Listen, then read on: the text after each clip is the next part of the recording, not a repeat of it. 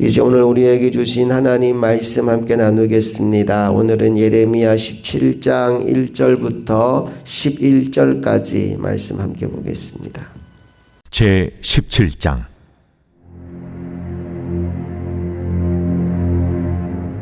유다의 죄는 금강석 끝 철필로 기록되되 그들의 마음판과 그들의 제단 뿔에 새겨졌거늘 그들의 자녀가 높은 언덕이 푸른 나무 곁에 있는 그 제단들과 아세라들을 생각하도다. 들에 있는 나의 산아, 내 온 영토의 죄로 말미암아 내가 네 재산과 네 모든 보물과 산당들로 노략을 당하게 하리니 내가 네게 준 네 기업에서 네 손을 뗄 것이며 또 내가 너로 하여금 너의 알지 못하는 땅에서 네 원수를 섬기게 하리니 이는 너희가 내 노를 맹렬하게 하여 영원히 타는 불을 일으켰습니다. 여호와께서 이와 같이 말씀하시니라. 무릇 사람을 믿으며 육신으로 그의 힘을 삼고 마음이 여호와에게서 떠난 그 사람은 저주를 받을 것이라. 그는 사막의 떨기나무 같아서 좋은 일이 오는 것을 보지 못하고 광야 간조한 곳 건건한 땅 사람이 살지 않는 땅에 살리라. 그러나 무릇 여호와를 의지하며 여호와를 의뢰하는 그 사람은 복을 받을 것이라.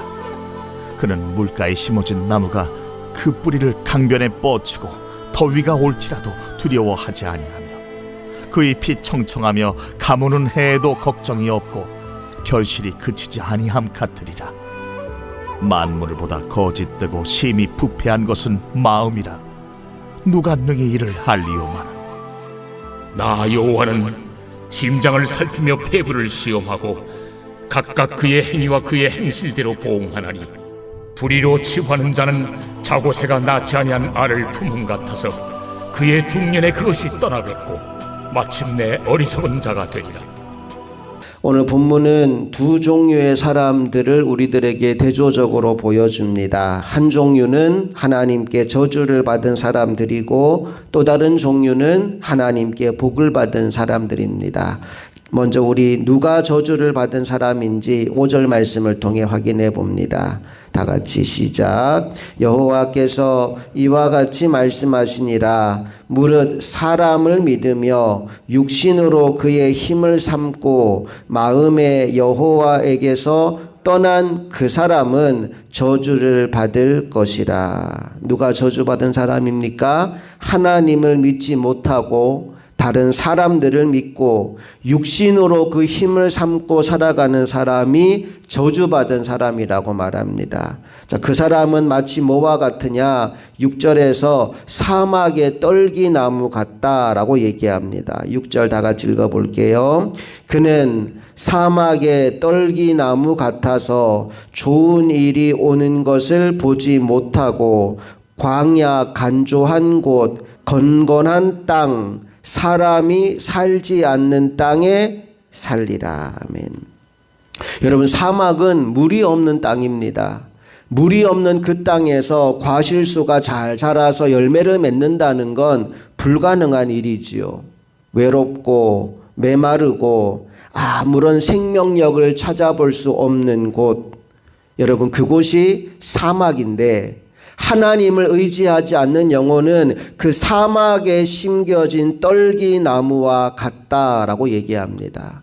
물을 찾고 싶어도 물을 찾지 못하는, 시간이 지나면 지날수록 메말라가는 그 인생이 하나님을 떠나간 저주받은 인생이라는 거예요. 자, 그렇다면 하나님의 복을 받은 사람들은 어떤 사람들일까요? 7절 말씀 가봅니다. 시작. 그러나 무릇 여호와를 의지하며 여호와를 의뢰하는 그 사람은 복을 받을 것이라. 예, 다른 사람이 아니라 하나님을 믿고 하나님을 의지하는 사람은 복받은 사람이래요. 8절에서 이 사람도 나무에 비유하는데 어떤 나무냐? 물가에 심어진 나무와 같다라고 얘기합니다. 8절 다 같이 시작. 그는 물가에 심어진 나무가 그 뿌리를 강변에 뻗치고 더위가 올지라도 두려워하지 아니하며 그 잎이 청청하며 가무는 해에도 걱정이 없고 결실이 그치지 아니함 같으리라. 여러분, 이 말씀은 시편 1편 말씀과도 통합니다. 시편 1편에 복 있는 사람에 대한 이야기를 하면서 그는 무엇과 같으냐? 마치 시냇가에 심어진 나무와 같다라고 얘기합니다. 시편 1편에서는 복 있는 사람이 여호와의 말씀을 주야로 묵상하는 사람이라고 나와요. 다른 말로 바꾸면 하나님을 믿고 하나님을 의지하고 하나님의 말씀을 붙잡고 사는 사람이 복 있는 사람이라는 거죠. 그는 철을 따라 열매를 맺고 그 잎사귀가 마르지 않는다라고 시편 1편은 우리에게 들려주고 있습니다. 오늘 이 새벽 하나님 앞에 나온 저와 여러분은 복 있는 사람들이 될 수 있기를 간절히 바랍니다. 하나님의 복 받은 사람들이 되기를 간절히 바랍니다. 누가 하나님의 복을 받은 사람일까요? 하나님을 믿고 의지하는 사람, 하나님의 말씀을 붙잡고 사는 사람입니다. 특별히 그 나무가 시냇가에 심어져 있다, 물가에 심어져 있다고 얘기했는데 우리 예레미야에서 여러 번 보았던 말씀 하나가 있어요. 그게 뭐냐 하면 하나님이 생수의 근원이라는 사실입니다. 생수의 근원이신 하나님을 붙잡았기에 그는 마치 물가에 심어진 나무와 같이 그 푸르름을 잃어버리지 않고 철을 따라 열매를 맺으며 살 수 있는 겁니다. 오늘 저와 여러분이 다른 것 의지하지 않고 생수의 근원 되시는 하나님만 의지하며 살아가는 믿음의 종들이 다 될 수 있기를 간절히 바랍니다. 이제 오늘 본문 후반부에는 무슨 이야기를 우리에게 들려주느냐 하면 우리가 왜 사람을 의지하면 안 되는지, 사람에게 어떤 문제가 있는지를 우리에게 알려주는데 9절 말씀에 이런 말씀이 나옵니다. 다 같이 읽어볼게요. 만물보다 거짓되고 심히 부패한 것은 마음이라 누가 능히 이를 알리오마는.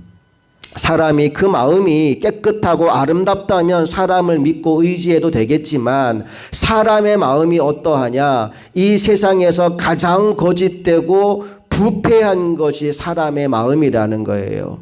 그 마음을 사람이 지니고 있는데 어떻게 사람을 믿고 의지할 수 있겠느냐라는 이야기를 지금 들려주고 있는 겁니다. 저는 이 예레미야 17장 9절 말씀을 볼 때마다 오버랩돼서 떠오르는 장면이 하나 있습니다. 그 장면이 뭐냐 하면 예수님이 이 땅에 오실 때, 예수님이 태어날 때 있었던 일이에요. 여러분, 예수님께서 태어날 당시의 상황을 여러분도 잘 아시지요. 어머니가 잉태한 상태에서 출산이 임박했는데 아버지 요셉이 여관집을 구하러 뛰어다니는 겁니다. 여기저기 문을 막 두드리고 다니는데 어느 누구도 문을 열어주지 않습니다. 우리 집 다 찼다고, 당신 들어올 집이 없다고 얘기합니다. 결국 그러다가 마지막으로 요셉이 얻게 된 장소가 어디냐 하면 마구간이었어요. 더럽고 냄새나는 그 마구간에 예수님이 태어나게 되었다는 겁니다. 그런데 놀라운 사실이 있습니다. 분명히 그곳은 더럽고 냄새나는 곳인데 예수님이 그곳에 태어나는 순간 그곳은 성지가 됩니다. 수많은 사람들이 그곳을 찾아와서 이 땅에 오신 예수님을 경배하는 거룩한 땅이 됩니다. 오늘 말씀을 다시 한번 보십시오. 만물보다 거짓되고 심히 부패한 것은 마음이라. 마치 예수님이 태어나신 그 마구간처럼 더럽고 냄새나고 부패한 것이 우리들의 마음이래요. 자, 요한계시록 3장 20절로 한번 가볼게요. 다 같이 읽습니다. 시작. 볼지어다 내가 문 밖에 서서 두드리노니 누구든지 내 음성을 듣고 문을 열면 내가 그에게로 들어가 그와 더불어 먹고 그는 나와 더불어 먹으리라. 아멘.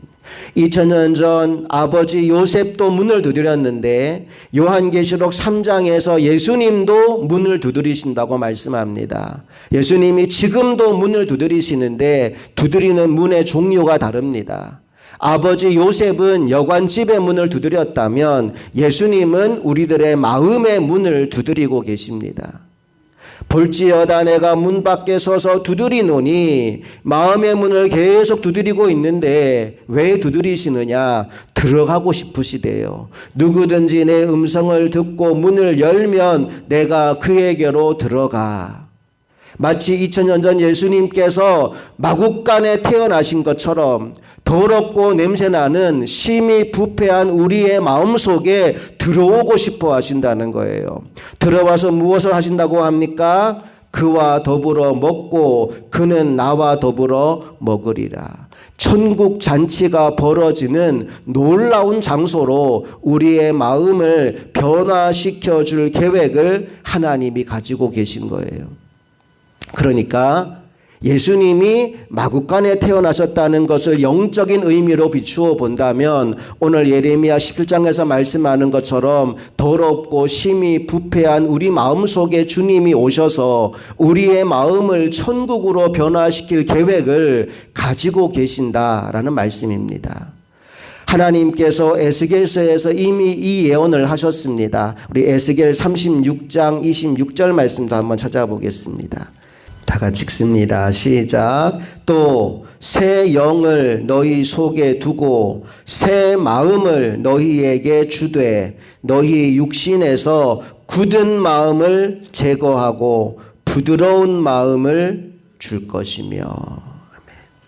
하나님의 계획입니다. 새 영을 너희 속에 두고 새 마음을 너희에게 주되, 마치 장기 이식 수술을 통해서 병든 장기를 제거하고 새로운 장기를 집어넣듯이 우리의 병든 마음, 쓸모없어진 마음, 도저히 회복 불가능한 그 마음을 하나님께서 폐기 처분하고 그 자리에 새 영과 새 마음을 부어줄 계획을 가지고 계신다는 거예요.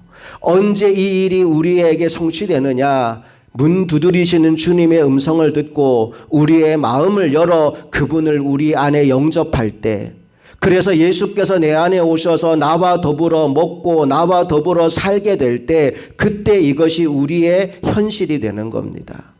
마치 시냇가에 심어진 나무와 같은 삶은 병든 내 마음으로 사는 것이 아니라 내 안에 오신 예수 그리스도의 심장으로 살아갈 때 이루어지는 일입니다. 왜 나는 죽고 예수로 살아야 하느냐? 나는 이 병든 마음을 가진 존재이기 때문입니다. 결코 신뢰할 수 없고 의지할 수 없는 존재이기 때문입니다. 그런데 내가 죽고 내 안에 예수가 나의 주인 되어 살아가면 전혀 새로운 삶이 시작됩니다. 마치 시냇가에 심어진 나무와 같이 철을 따라 열매를 맺어서 내 주변의 많은 이들을 유익하게 만들어주는 축복의 통로로 살아갈 수 있게 되는 거죠. 저와 여러분이 이 삶을 살아가는 믿음의 종들 되기를 원합니다. 사람을 의지하지 않고 하나님을 의지하고 세상의 지식을 의지하지 않고 하나님의 말씀을 붙잡고 살아서 철을 따라 열매 맺는 인생, 그래서 내 주변의 모든 사람들에게 생명의 복을 나누어지며 살아가는 인생이 될 수 있기를 주님의 이름으로 축복합니다. 함께 기도하시겠습니다. 좋으신 아버지 하나님, 오늘 우리에게 복받을 인생이 누구인지, 저주받은 인생이 누구인지를 알게 하시니 감사합니다. 세상을 의지하고 사람을 의지하고 또 세상 지식을 의지하며 살아가는 사람은 저주받은 사람이요, 하나님을 의지하고 하나님의 말씀을 붙잡고 사는 사람은 복받은 사람이라고 우리에게 말씀하여 주었습니다.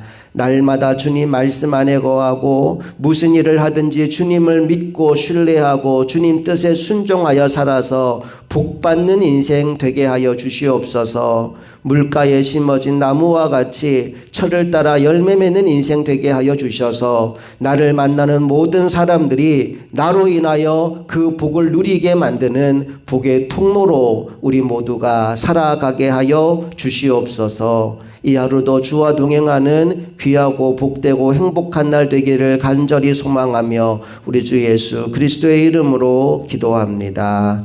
아멘.